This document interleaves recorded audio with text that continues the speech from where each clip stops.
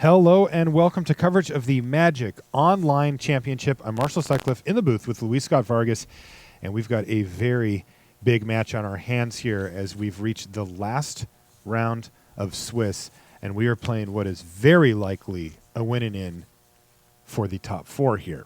Now, can you kind of set the stage for us here, Luis, as far as what that actually looks like, if how it goes if each player wins?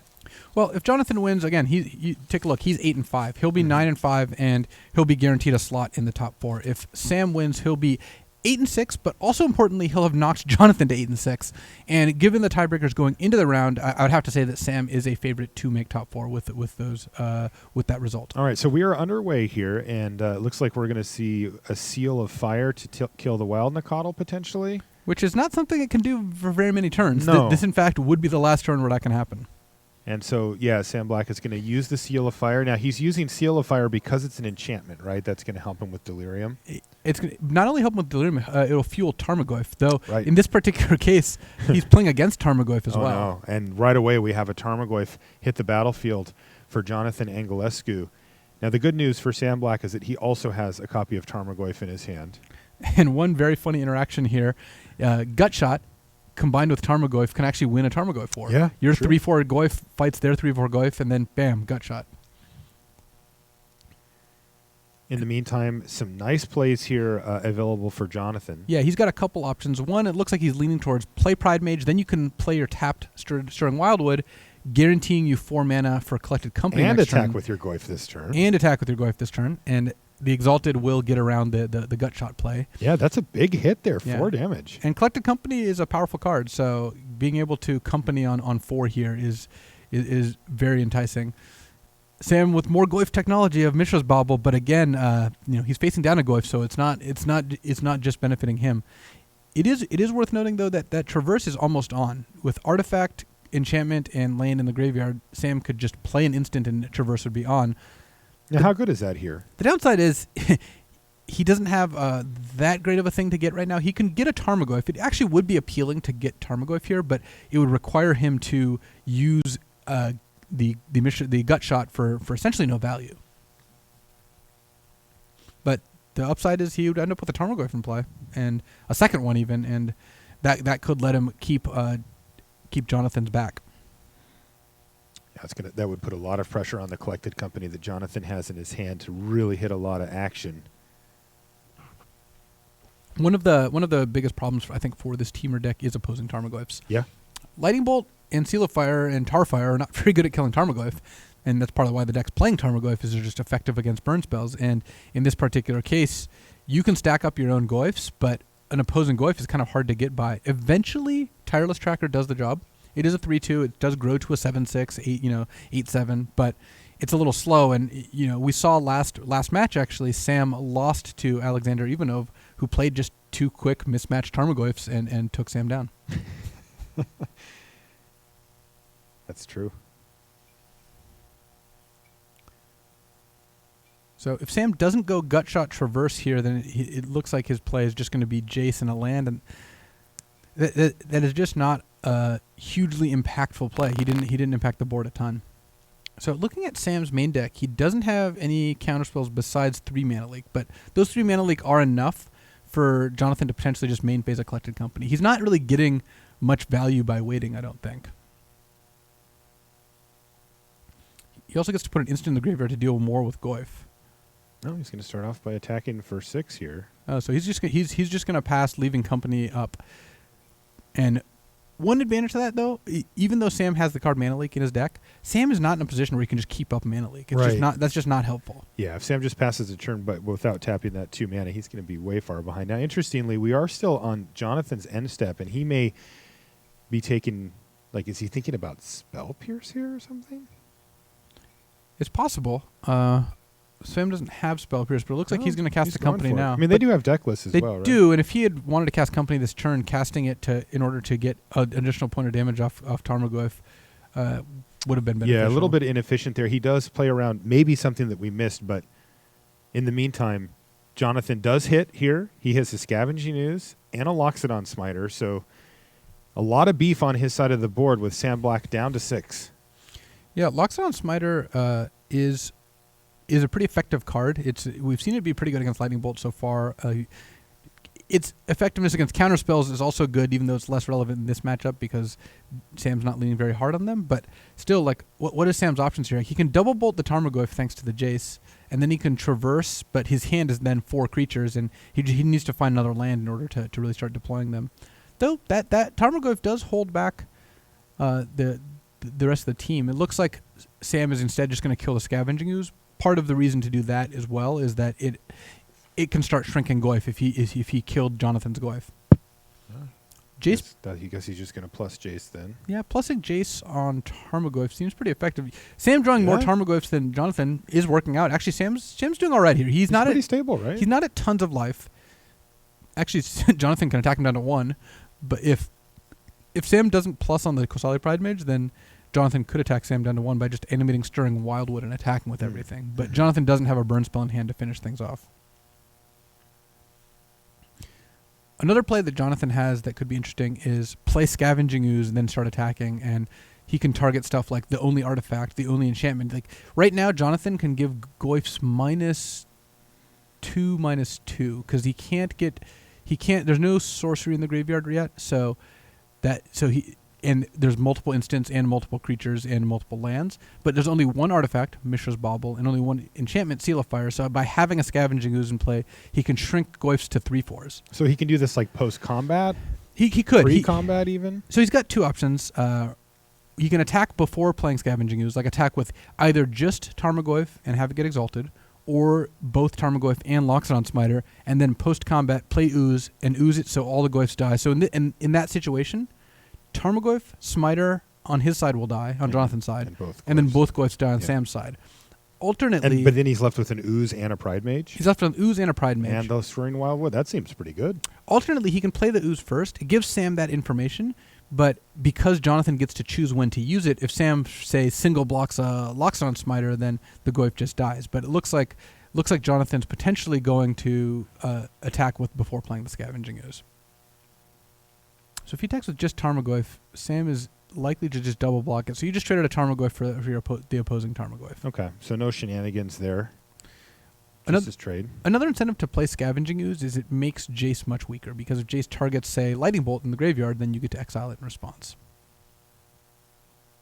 He also has the ability to dump his hand here, play both Knight of the Reliquary and Scavenging Ooze.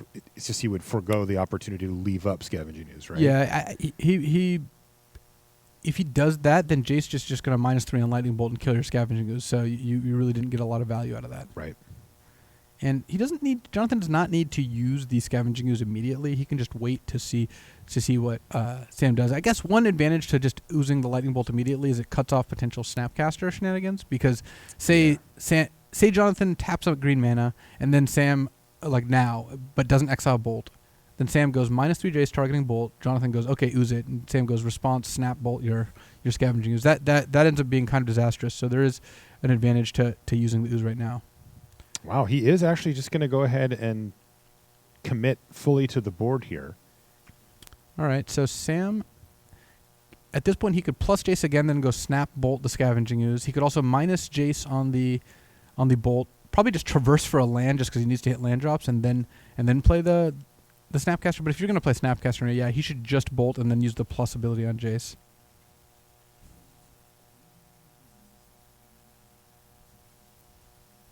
Okay, Ooze down.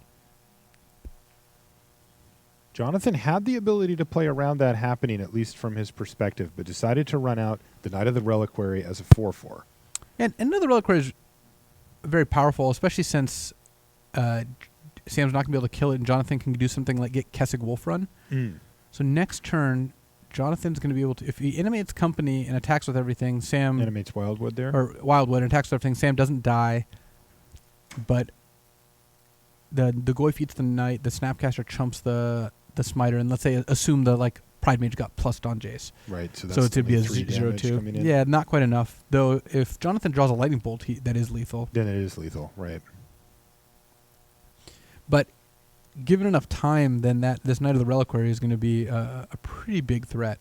Okay, well, Sam's going to plus the Jace on the Knight of the Reliquary, knocking it down to a 2/4. Let's see what the draw step is for Jonathan. Ooh, Qasali Pride Mage. So a second Pride Mage means that Loxodon Smiter would be a 6/6 with Exalted, Right. which would force Sam to double block. At which point the Smiter would just trade for the Tarmogoyf. Though, actually, there's enough mana left so Jonathan can also sack a forest or a plains to the Nether Reliquary, get a Kessig Wolfrun, and pump it once to take out both. And that's pretty appealing. It leaves Sam with a Jace on 7 without really anything good to flashback, and you with double Pride Mage, Knight of the Reliquary, which is now a 5/5, and a Kessig Wolfrun, and a Stirring Wildwood, just all these cards. Let's see if Jonathan sees the line. He's going to start off with the Pride Mage. He's going to attack. Presumably a double block from Sam Black incoming. This looks like a trade on board, but it could be not a trade if Jonathan wants to go for the Kessig Wolfrun. Yeah, he's doing it. Yeah, I like it. Well, he'll still lose the Smiter, but yeah, it's a 2-for-1 here. But he gets both of the creatures, right? It's still a trade, just an uneven trade. Yes. An advantageous one. Indeed. All right, no damage, though, for Sam Black, so he is still alive here. Gosh, his mana situation's really catching up to him. He's just been on 3 lands forever. Yeah, and one of the features of Sam's deck is he plays a low land count in order to enable, or because of Traverse the Ulvenwald, and that is catching up to him a bit here. You see his hand is Tireless Tracker Traverse. He drew a Gitaxian Probe for this turn. And it looks like he's just going to cast it, paying life, dropping down to 4. Oh, no, he found another one. Yeah, Sam's playing 19 lands. So in his Tireless Tracker deck. Crazy. But he's got 4 Traverse the Ulvenwald and Gitaxian Probe and Mishra's Bauble. So that's the idea. The problem is you have to wait a turn on Bauble and you have to pay life on Probe, so it's not free. And in this case, Sam has not been able to really deploy multiple cards in the same turn all that often.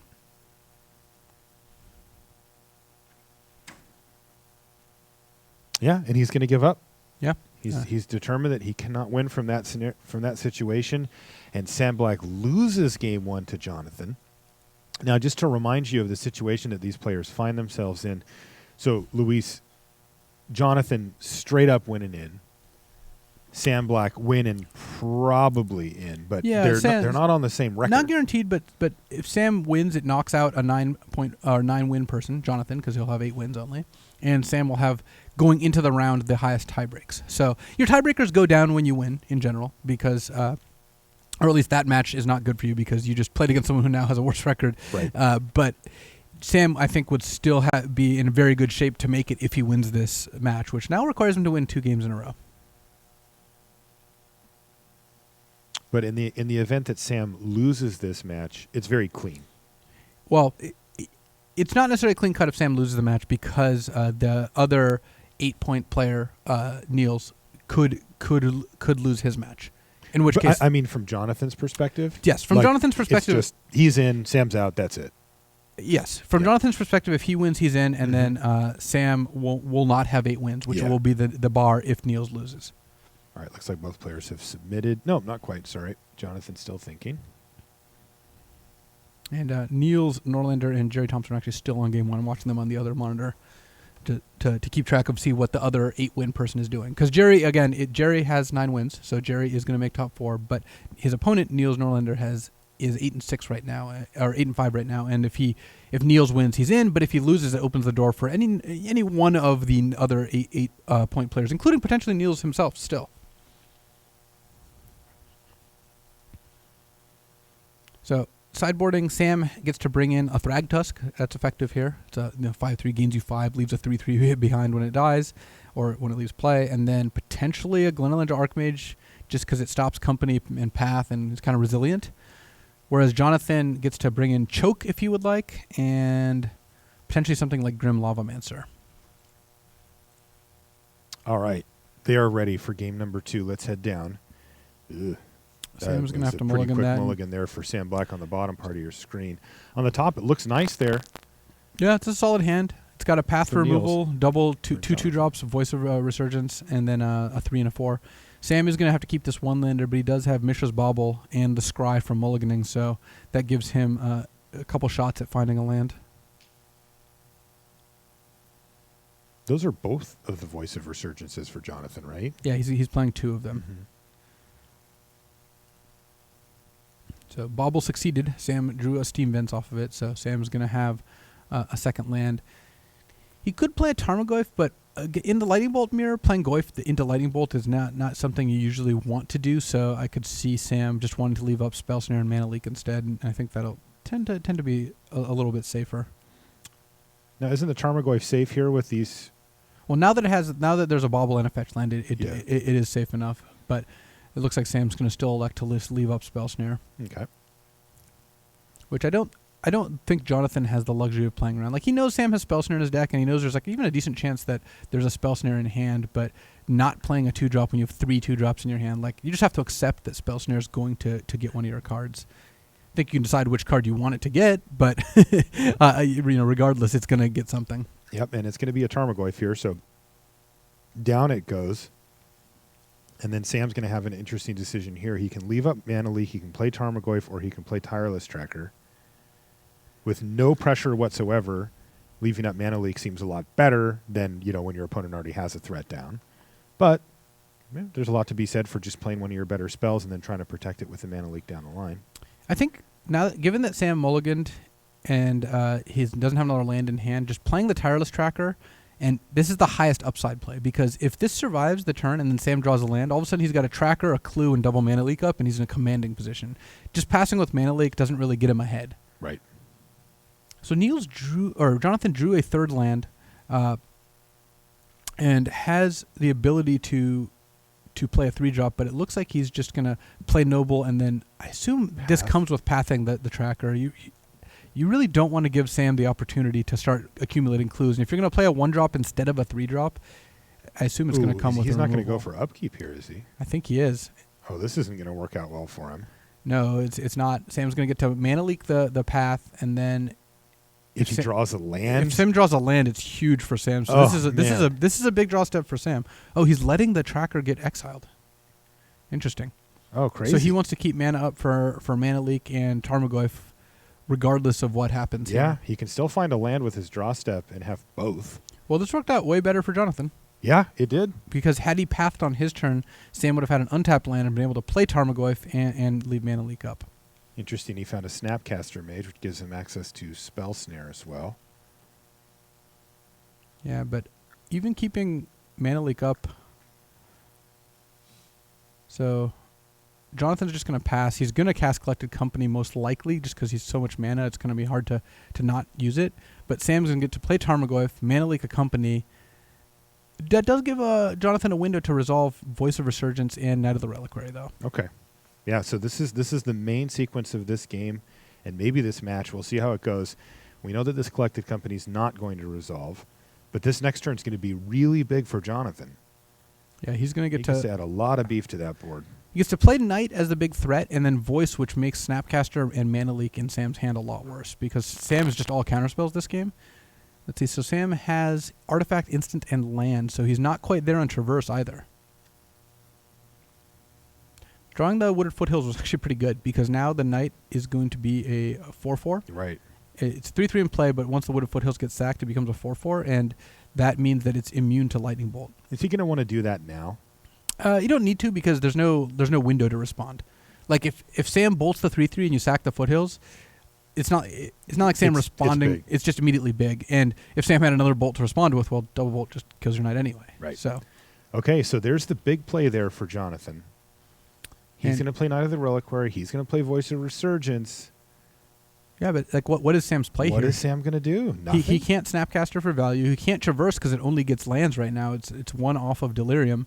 He can attack with the Knight for 4, or the Goyf for 4, but he's losing badly to the Knight plus the Voice here. So it's going to be tough for Sam. I'm not saying he should have Mana Leaked the Tireless Tracker, because that turned out pretty good for Sam, but the Path Exile? Or? Yeah, the Path Exile to save the Tireless Tracker, but having a Tireless Tracker this game would be what he needed to start drawing extra cards. Yeah, it felt like he was given that opening. You can see it from Sam's perspective as well when you're missing land drops and have a lot of spells in your hand, and somebody says, here, have a land. It's hard to say no. Tarmogoyf's going to battle for 4, but like you said, Sam does not win this race. No, not by a long shot either, because Right. Kessig Wolf Run adds damage. Knight grows by 2 a turn if you sack a land to get a fetch land, then you sack that. And Voices of Resurgence can just start chump blocking if need to. Oxon Smiter adds to the pile here, because with Voice of Resurgence in play, if you want to take a look at that, every time Sam plays a spell during Jonathan's turn, Jonathan gets an XX token, which is as big as the number of creatures he has in play. So right now he'd be getting a 5/5 token. So Sam just can't afford to play a card here. And then there's now a second one, so the problem is compounded. And then Loxodon Smiter can't be countered anyway. Right. Yeah, this is not looking good for Sam Black. It's really not. He's down a game already as well. If he loses this game, he's not going to be in our top 4. And Jonathan Angelescu will be. He's going to improve to 9-5. 9 wins seems to be the golden number to guarantee. 8 is a maybe.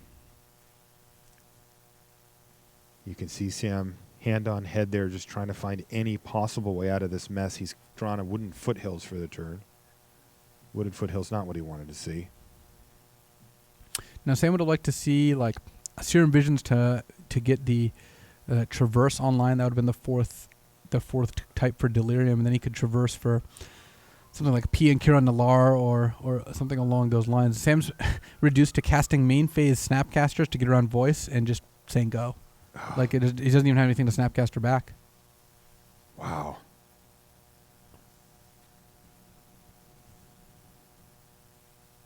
This one could be over quickly.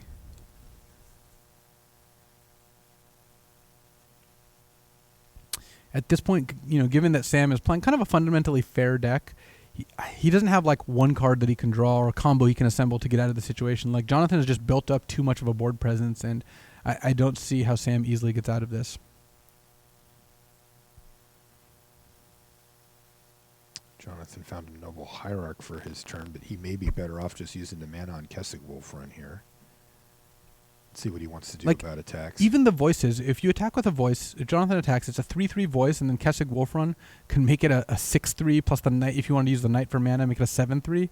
Like that already is very threatening, and the Wolf Run means that Jonathan can also just attack 4/4s into Tarmogoyf without fear. Right, and even if the Voices die in combat here, he's certainly not bummed about that.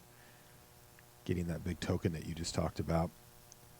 So this is going to prompt Jonathan to use his Kessig Wolf Run on the Knight of the Reliquary, but a big hit of damage. That's 8 currently that Sam Black is scheduled to take if he doesn't block with his Snapcaster Mage.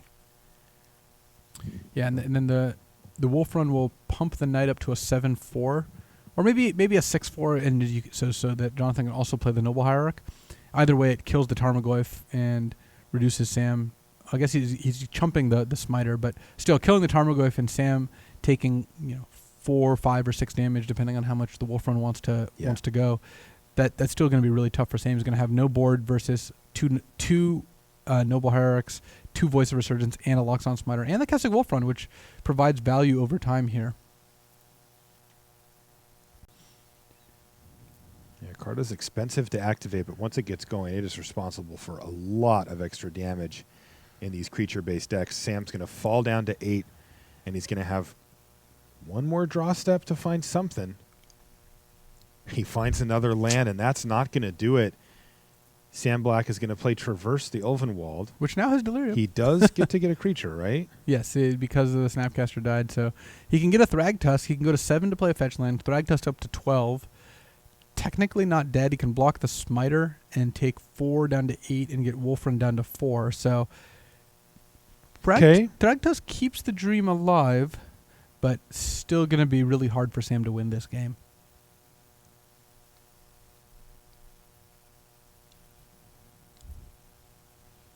Okay, there's the Thragtusk. Sam falls down to 7. He's going to go back up to 12. And he's going to have the 5/3 Thragtusk ready to block. Another Tarmogoyf off the top for Jonathan. And that's part of the problem, is that even if Sam survives for a turn or two, what's his long-term prospects? The Wolf Run and the Nobles by itself mean any creature from Jonathan just makes it really hard for Sam to beat in combat. And Sam's removal is all damage-based, which does not line up well against like Voice of Resurgence and Loxodon Smiter. Right. Once again, we're going to see a block here, but Kessig Wolfron's going to be responsible for even more damage. So he's going to hit for 7 damage, dropping him down to 5, leaving Sam with a beast, and a Tarmogoyf with the 2 mana to follow up, and just another land for Sam. He just cannot buy a bucket here. And that's going to do it. Jonathan Angelescu wins the match and puts himself into the top 4 here at the Magic Online Championships. Intense stuff. There's a lot of prize money and prizes on the line. Kenji is over in the red zone, and he's got some updates from some of the other matches going on. Hello, friends, and welcome back to the Red Zone here at the Magic Online Championships. I've got a match between Peter and Bernardo Santos. Peter, currently still technically live, I believe. He had 7 wins going into this one here. Let's watch the match and see what happens. Bernardo is on Scapeshift. Peter is on, well, you can guess, he has a Pendelhaven. In fact. Turn 2 Glistener Elf and another Noble Hierarch. This is a great start for Peter. Bernardo doesn't have too many ways to interact. In fact, only a turn 2 Sakura Tribe Elder. Wow, a 3rd Noble Hierarch rather for Peter. And he's going to use the Pendelhaven to pump up the Glistener Elf prior to all of the Noble Hierarch Exalted triggers.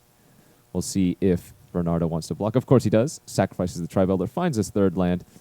On turn 3, he goes Courser into Misty Rainforest, but Courser gaining life is not so relevant versus the Infect deck.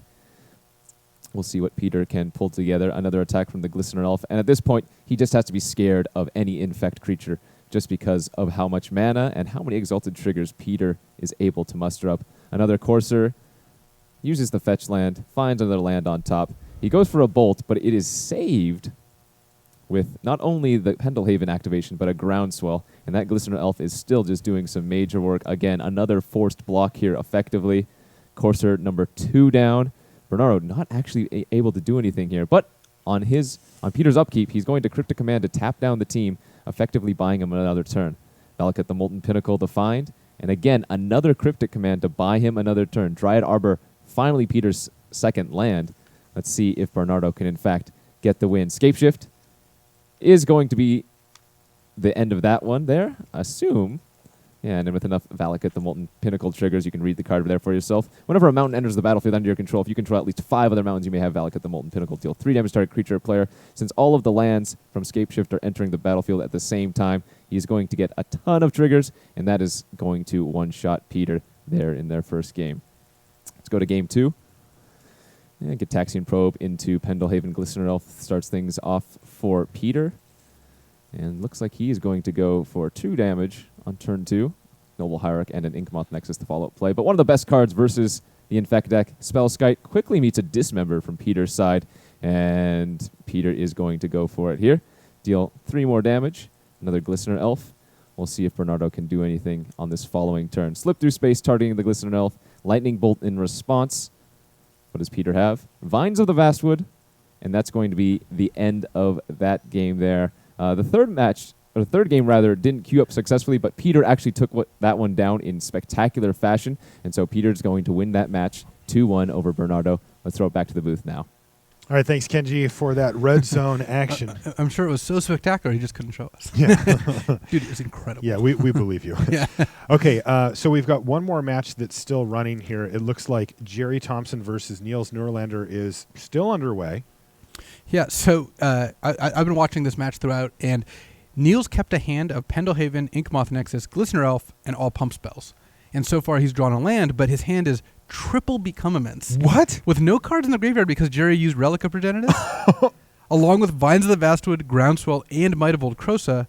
But he's in a spot where he can't really utilize those without tapping out, and he's worried about Jerry having removal spells in response. Because if you look, Jerry has 5 cards in hand. Jerry hasn't deployed much this game. So one at a time. It looks like Jerry's up to 3 poison counters now. Now, as far as this match goes, we know that Jerry Thompson, he doesn't have anything to worry about here. But what about for Niels? Well, Niels is playing for a slot. So this is huge if for Niels Niels wins, Nurlander. he'll have 9 wins, and then it will actually be a clean cut because Jonathan won. So we've got a lot more people in this tournament rooting for Jerry than rooting for Niels. And Jerry's hand is pretty well set up for this. He's got Path and Electrolyze in terms of removal, as well as Negate. So he's going to try to set up a turn where he can kill the Glistener Elf without exposing himself to too much potential counterplay.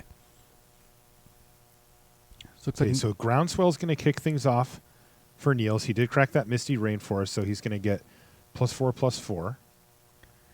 And he's going for the lethal kill here, but Jerry is going to have to respond at some point if he wants to get that Electrolyze value. well, Path to Exile kills. this isn't no quite matter lethal what. yet, but of course he's doing a lot of damage. So Jerry is going to start with a path here. So last game ended when Jerry tried to bolt a lethal poison creature and got mutagenic growth. Oof. So- And that worked.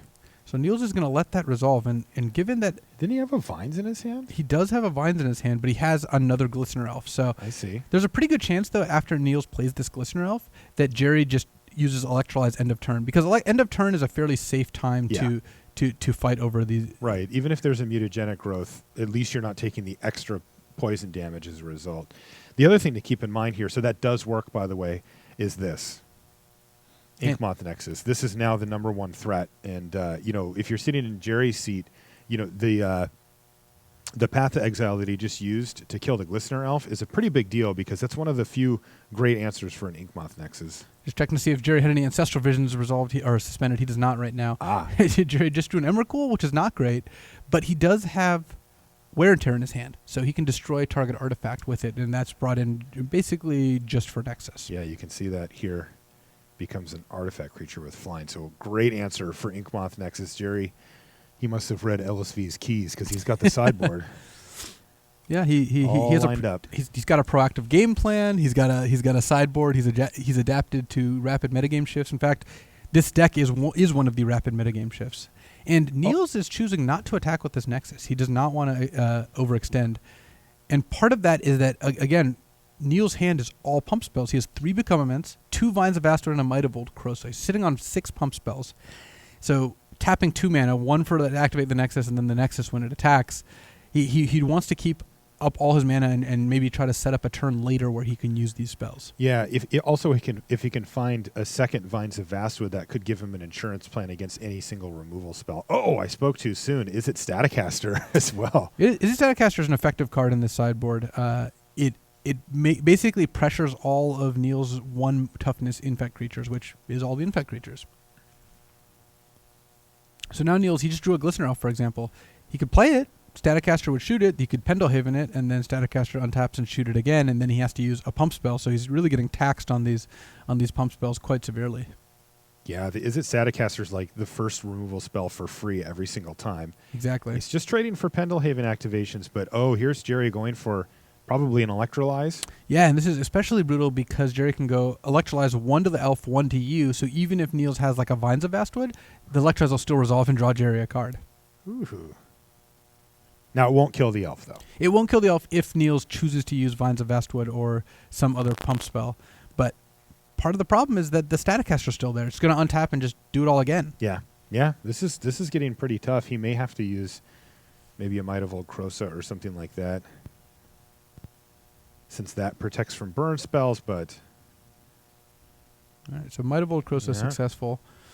like you said, is it Staticaster is going to basically eat another card. It's just tap and discard a card here. And if Niels saved it last turn. He's kind of committed to saving it now, but I guess he's ready to. He's just willing to sacrifice the Glistener Elf to tap the Staticaster. So he's going to set up an attack with a Nexus here. Is this going to work?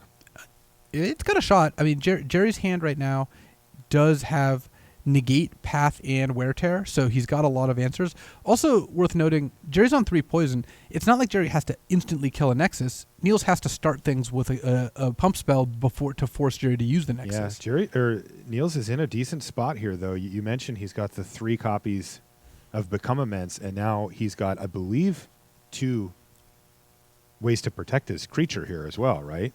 Yeah, he's got 2 Vines and 3 Become Immense. So the 2 Vines plus the Become Immense, he's now got cards in his graveyard, enough mana to fire all of this off. He could start by just casting a Vines even without Kicker.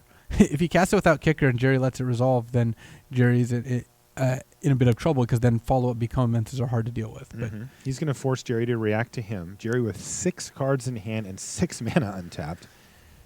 So Niels knows that he's in for a fight here.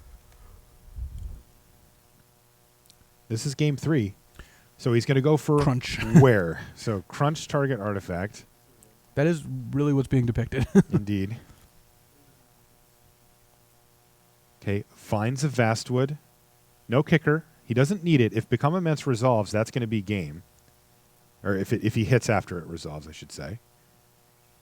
So this is big because if Finds a Vastwood resolves, that's going to blank the wear and everything else really that Jerry Thompson can do to that Inkmoth. So Jerry has to have something here. So Jerry's deciding whether to use Negate or Path Tech, so he's going to lead on Negate. Okay, and he still has Path in his hand.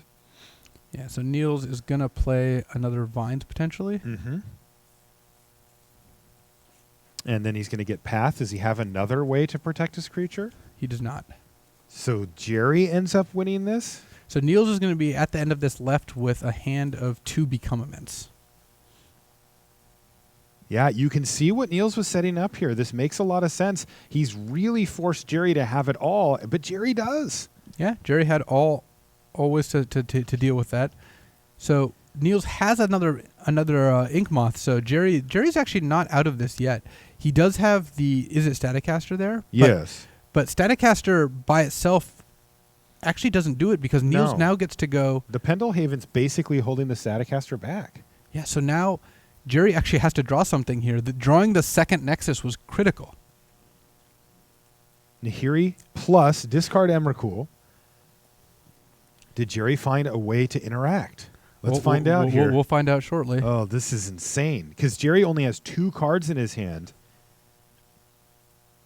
And that whole interaction, by the way, put 4 cards in Niels' graveyard. So he's got plenty of mana to work with. And here he goes. Inkmoth Nexus.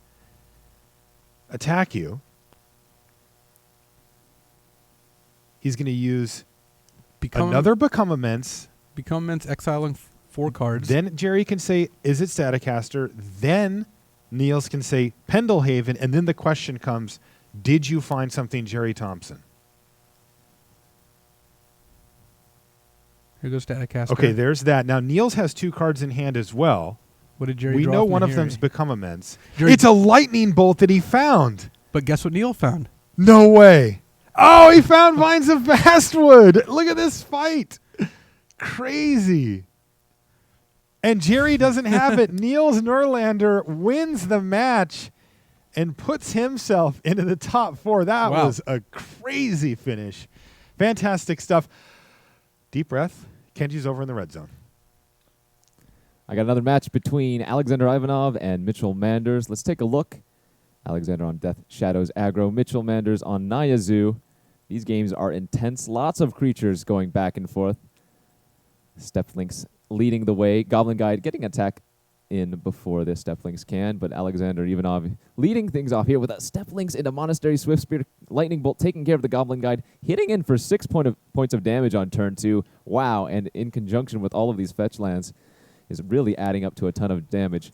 Burning Tree Emissary into Wild Nacatl and Lightning Bolt kind of staves things off here for Mitchell Manders, but a 3/4 Tarmogoyf looks to be bigger than everything else on Mitchell Manders' side of the field. The creatures bash in. Creatures opt to go for a double block here, but a Mutagen Growth is going to potentially eat them. Atarka's Command deals 3 damage to Alexander and gives all of his creatures, rather Mitchell's creatures, +1/+1. But Alexander does have the Lightning Bolt of his own. He crashes in, falls, puts Mitchell to 8 life, and keeps both of his creatures alive. A Lonely Experiment 1 and a Dryad Arbor on the side for Mitchell Manders. With only 1 card left in hand, this attack by Tarmogoyf is going to prove to be pretty large. Another Tarmogoyf, and that is basically going to be it. Experiment 1s versus 3/4 Tarmogoyfs just doesn't really do it. And we're going to see Alexander Ivanov here just take the first game off of Mitchell Manders. Game 2, and things lead off in spectacular fashion as well. Gitaxian Probe, Mishra's Bauble. Remember, Alexander's trying to take as much life as he can so those Death Shadows can come out as quickly as possible. Mitchell, though, with Burning Tree Emissary, into Burning Tree Emissary, into Reckless Bushwhacker on turn 2. Wow, that is already 8 points of damage, and in conjunction with the life loss from Alexander, is going to threaten to put him down to like 4 life. Dismember, though, saves a few points of damage. And we'll see if Alexander can hold things off here. Death Shadow is going to be a 6/6, but the hits keep on coming. Lightning Bolt into another Bushwhacker, and that's going to be lethal on turn 3, and we go to a game 3 here in their match. Game 3, things again firing on all cylinders. Turn 1 Stomping Grounds into Wild Nacatl for Alexander. Foothills into Experiment 1 for Mitchell. Both players are happy and content to keep developing out their board. Alexander missed his second land drop, and Mitchell is going off with Burning Tree Emissary into Reckless Bushwhacker once again, attacking to the Wild Nacatl and trading off for the Experiment 1. Alexander at 12 life. Alexander opting to stay back this time on defense, but Mitchell keeps on coming in and is going to hit him down to 10 here. 7 life for Alexander, who now has a Death Shadow that is a 6/6, but a Path is going to allow Mitchell to keep on attacking in. Dismember on a Tarmogoyf, but in response, Lightning Bolt is going to take care of Alexander, and Mitchell wins the match 2-1. And that's going to be it here for the red zone. Let's go back to the booth, you guys. All right, thanks, Kenji. We appreciate it. So a lot of exciting action leading down, but that last one with Niels Nerlander getting himself into the top 4 was particularly exciting. And that is going to do it for the last round of action here from the Magic Online Championship.